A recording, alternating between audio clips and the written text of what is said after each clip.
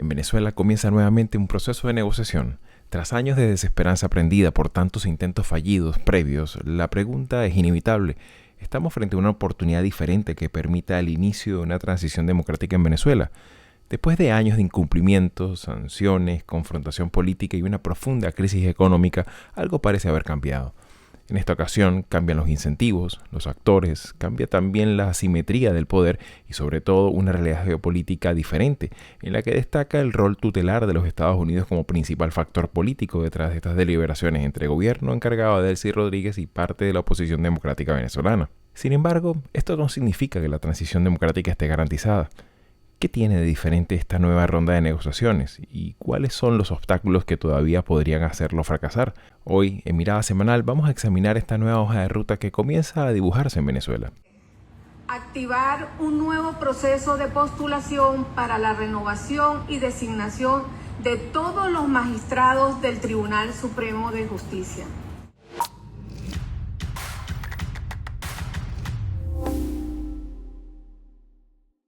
Y bien amigos, sean todos una vez más bienvenidos a Mirada Semanal.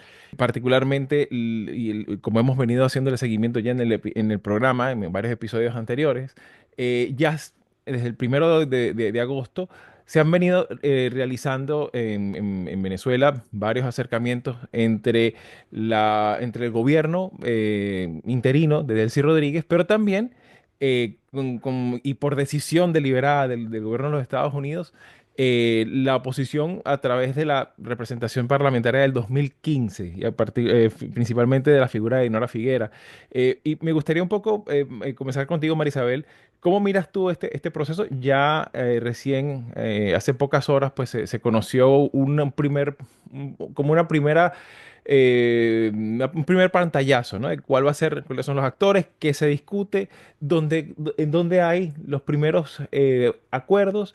Y obviamente, pues sabemos muy bien las tensiones que hay dentro y fuera de Venezuela para que ese proceso sea pues el pistoletazo de inicio de un proceso de transición democrática. Obviamente, eso sigue siendo un concepto que, como hemos manejado muchas veces aquí en el programa, pues necesita otras fases, ¿no? Y otros elementos, pero particularmente, ¿cómo miras tú esta primera fase de este proceso ciertamente complejo y que, bueno, ya pareciera comenzar con una primera hoja de ruta, ¿no? Creo que es lo, lo mínimo quizás que uno espera, porque desde un principio el tema del Tribunal Supremo de Justicia, conjuntamente con el Consejo Nacional Electoral, han sido dos de los eh, asuntos críticos a definir, no solamente porque se trata de garantizar que las decisiones que se tomen y que el proceso electoral al que se aspira sea ambos completamente transparentes y que reflejen la voluntad de la gente, sobre todo en el caso del resultado electoral, sino también blindar ese resultado electoral para que no ocurra lo que sucedió con el fraude de 2024, ¿no? Entonces creo que eso ha sido siempre una aspiración, inclusive antes de las elecciones de 2024 ha sido una aspiración renovar los poderes públicos, eh, porque por supuesto también hemos visto cómo en los últimos 15, no sé, 20 años la judicialización de la justicia, eh, la ausencia de un Estado de Derecho ha contribuido a que no solamente este régimen político se haya consolidado, ¿no? Sobre todo después de la muerte de Chávez, sino que ha sido prácticamente imposible eh, tener procesos políticos de renovación del poder legislativo, la misma conformación del poder judicial y la realización de elecciones, la ejecución, el proceso ha sido completamente viciado, sobre todo, insisto, una vez que Maduro asumió las riendas del país, solo ha habido una profundización de ese vacío de apego a la Constitución, ¿no? Claro, Entonces, principalmente, principalmente. Y en ese sentido, Manolo, también me gustaría tu apreciación, porque bueno, también he sabido que esto vendría siendo la oportunidad número 19 o 20 de negociaciones, ¿no? Y que obviamente hay razones para no elevar, como dicen, campanas al vuelo, pero también hay razones para ser optimistas, porque ciertamente hay elementos diferenciadores de este proceso de negociación en los que, por supuesto, la participación decidida del gobierno de los Estados Unidos principalmente está como acelerando, sobre todo después también del impacto de los terremotos, pues creo que hay como un esfuerzo para empezar esta famosa tercera fase bueno, que termine de alguna manera tocando estas fibras tan sensibles como mencionaba Marisabel del tema judicial, el tema del poder electoral y también el tema de las reservas internacionales a propósito de estos esfuerzos de recuperación de los terremotos, pues, pero bueno, también como conociendo el riesgo que implica darle dinero a un régimen que, bueno, ha sido ya suficientemente documentado su cleptocracia, ¿no? A la hora de gestionar recursos públicos. ¿Cómo miras tú esta primera fase? Y bueno, obviamente dentro de esta complejidad, ¿no? Bueno, la miro con enormes dosis de, por un lado, si quieres, de interés intelectual, pero de realismo, de incertidumbre, ¿no? El interés intelectual proviene por el hecho de que, claro, lo que las personas que hemos trabajado sobre esto a lo largo de nuestra vida académica, pues tenemos unas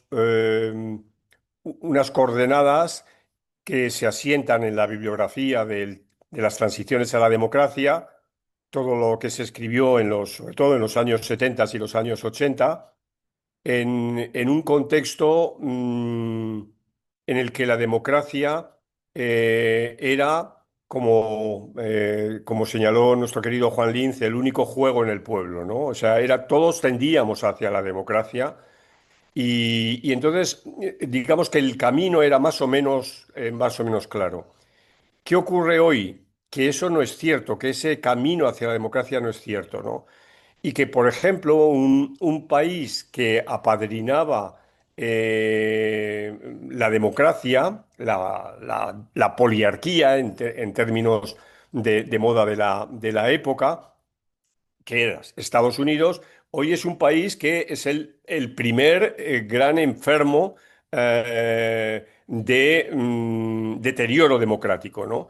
Entonces es muy difícil en este contexto pensar que hay un objetivo claro, un objetivo diáfano de hacia dónde queremos llegar, ¿no? Se mezclan otra serie de intereses. Ojo, no quiero decir que antes no hubiera intereses económicos, intereses geoestratégicos, etcétera. Por supuesto que los había, pero ahora es de una manera mucho más evidente. Y ya digo, y sobre todo los actores que están en el Departamento de Estado, los actores que están en distintas instituciones de Estados Unidos, no creen en aquella democracia, creen en otra cosa. Entonces, eso a mí me hace ser tremendamente cauteloso para pensar cuáles pueden ser las salidas, ¿no? Porque antes era muy claro y Philip Smither y Guillermo O'Donnell, Lawrence Whitehead nos hablaban de los modelos de transición a la democracia. Pero ya digo, esos modelos estaban basados en esa idea de qué era la democracia y hacia dónde caminábamos, ¿no? Hoy no sabemos hacia dónde caminamos, no sabemos cuál es ese modelo, entonces cualquier cosa puede pasar. Es decir, lo prioritario pues puede ser, pues eso, desarrollar, lo estoy inventando, desarrollar un yacimiento de oro que hay en no sé dónde y para eso pues no necesito cauces democráticos, sino necesito ponerme de acuerdo con unos militares, con unas fuerzas vivas, etcétera, y luego ya veremos, ya hablaremos de democracia, ¿no? Entonces, ese es el problema que nos confrontamos cuando vemos el caso venezolano, ¿no? Sí, claro, y sobre Actual. todo cuando recientemente uno de los elementos, por supuesto, que condiciona este proceso de negociación fue ese retiro, digamos, a pocas horas de la primera ronda de negociaciones del virrey. Que bueno, se vendría a llamar así porque, claro, no tenía un cargo, o sea, no hay como una competencia estatal asignada, sino delegada a una figura que es este caso de Clever Carone, que de alguna manera, pues, deja ese vacante por un tema de conflicto de intereses, ¿no? Que no es poca Así es. cosa, ¿no? Entonces, claro, eso son elementos que evidentemente invitan también a la cautela, obviamente al optimismo, pero con muchas cautelas, particularmente sobre este aspecto, estos aspectos, Marisabel, y sobre la base de lo que puede llegar a venir. Mucha gente, por supuesto, en Venezuela la situación en términos socioeconómicos, en términos también de recuperación de víctimas, ¿no? Y también con todo este enorme presión del exilio forzado más grande del hemisferio. ¿Cómo miras tú lo que viene? Porque claro, tampoco eso se traduce en compromisos por parte del gobierno de los Estados Unidos, ni siquiera para proteger a los venezolanos que estamos acá, ¿no? O sea, ¿cómo miras tú también toda esta cosa, por supuesto, en el marco de este proceso de negociaciones, ¿no? Yo creo que el interés de los venezolanos no es la prioridad del gobierno de los Estados Unidos. Y eso está claro desde un principio, no solamente en esta segunda administración de Trump.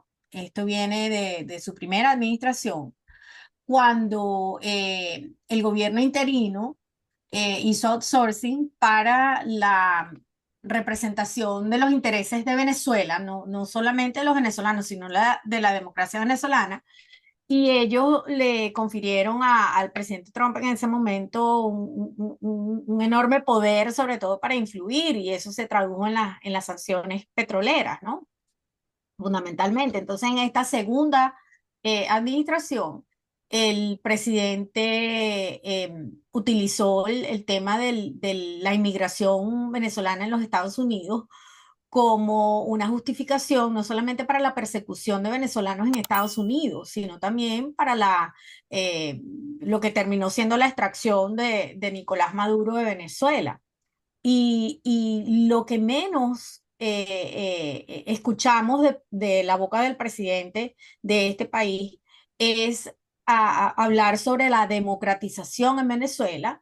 Lo único que para él tiene valor en el caso, en este caso, es el negocio petrolero, el éxito que ha sido la extracción de Maduro y el excelente trabajo que está haciendo Delcy Rodríguez. Eso es lo que realmente para mí es el objetivo, al menos del presidente Trump. No sé Marco Rubio, porque la verdad es que, como lo planteó Ricardo Hausman en uno de sus artículos, no sabemos cuál es el Marco Rubio que prevalece en la semana, el que era profundamente pro democracia o este secretario de Estado. Claro, y Entonces, sobre todo, ¿qué Marco Rubio, a qué Marco Rubio se le escucha también, ¿no? Porque también esa es la otra, que a veces no goza, en ocasiones goza de autonomía, pero en otras ocasiones es sencillamente ninguneado, ¿no? Entonces, claro, es allí, de hecho, incluso hasta con el mismo tema de Cuba, ¿no? Se resulta notorio ese aspecto, ¿no? También.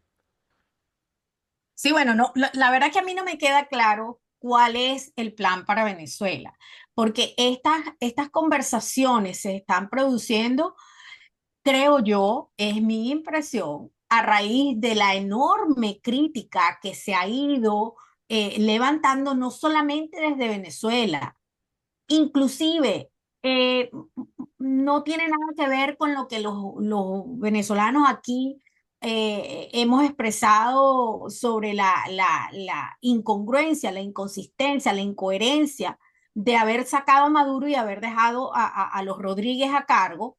Es la percepción que hay a nivel regional de cómo es posible que Estados Unidos se esté insertando en el tema de la aspiración que hay a redemocratizar Venezuela, pero que lo esté haciendo de una manera tan transaccional. A mí lo que me parece es que la gente no conoce a Trump, porque eso es lo más... Sí, es Trump en estado puro. es Trump ¿Qué esperan de él? Él no es un estadista. Claro, ¿Hasta cuándo lo vamos Exacto. a decir? El señor no es un estadista, es un tipo que viene de fracaso tras fracaso como empresario. Bueno, ¿y qué esperaban de un empresario que ha fracasado y se ha declarado en bancarrota 6 veces? No pueden esperar claro. otra cosa. Claro, claro, y que evidentemente, por supuesto, en ese sentido, pues obviamente este proceso apenas comienza. Ciertamente habrá que hacerle seguimiento, pues sobre todo al desarrollo de estos términos de acuerdo y por supuesto también a los factores tanto internos como externos que están, por supuesto, con una enorme expectación. Y bueno, y a propósito de esta, ya para finalizar, me gustaría una muy breve recomendación. Bueno, ya Manolo nos ha comentado sobre todo este tema de las transiciones, ya nos ha dado una literatura robusta, como es su costumbre en sus intervenciones, pero yo quisiera, por lo menos para el caso venezolano y hacerle seguimiento a esto, recomendaría el caso, la presencia en redes sociales, en todas las plataformas de Caracas Chronicle, sobre todo para las personas en inglés que quieren saber mucho más sobre la situación venezolana. Recomiendo su Substack, es extraordinario, así también como todo lo que escribe nuestro querido amigo Rafael Ocio Cabrices, que aquí le dejo en la descripción los enlaces y sobre todo el seguimiento que le está dando particularmente a este proceso de negociaciones, sobre todo con ese perfil también crítico, ¿no? Crítico y documentado que acostumbra los contenidos de Caracas Crónico. No sé si quisieras recomendar Sí, algo, Manolo. yo recomendar a Juan Manuel Track, ¿no? El trabajo de Juan Manuel yo creo que es fundamental. Hay que seguirle también a Sí, Juan sí, Manuel, que está haciendo un trabajo excelente. aquí coloco también el Substack que también tiene él. De hecho, también hace poco conocí que tiene su podcast, así que bueno, también les recomiendo. No sé si Marisabel tiene alguna sugerencia. Em, bueno, tengo un episodio del podcast de The Economist que esta semana habla de Caracas bajo presión, democracia en Venezuela. El corresponsal de The Economist en Latinoamérica fue a Caracas y trae una mirada interesante en el terreno, ¿no? Desde el terreno, porque habla de que a pesar de que Estados Unidos está ejerciendo una enorme presión en el proceso de diálogo y que eso incluye, por supuesto, la exclusión de María Corina Machado, pareciera que hay alguna ventana de oportunidad. Falta ver que eso se concrete, pero bueno, es una perspectiva interesante porque viene una cosa es opinar desde fuera y otra cosa es ver cómo se está manejando la Por situación. su- por supuesto. Y bueno, amigos, ustedes, por supuesto, estaremos aquí muy pendientes a cómo se van desarrollando todos estos acontecimientos. Y bueno, nos veremos nuevamente aquí en Mirada Semanal para seguirle el pulso político a nuestra región el próximo domingo. Si te interesan estos temas, puedes ayudarnos a seguir haciendo estos vídeos dándole like, compartiendo, comentando y suscribiéndote al canal de YouTube de Latinoamérica 21. Puedes acceder también a todos nuestros episodios entrando en nuestra página web latinoamerica21.com/podcast y en las principales plataformas de audio. Subimos videos nuevos todas las semanas, así que nos veremos en Mirada Semanal muy pronto.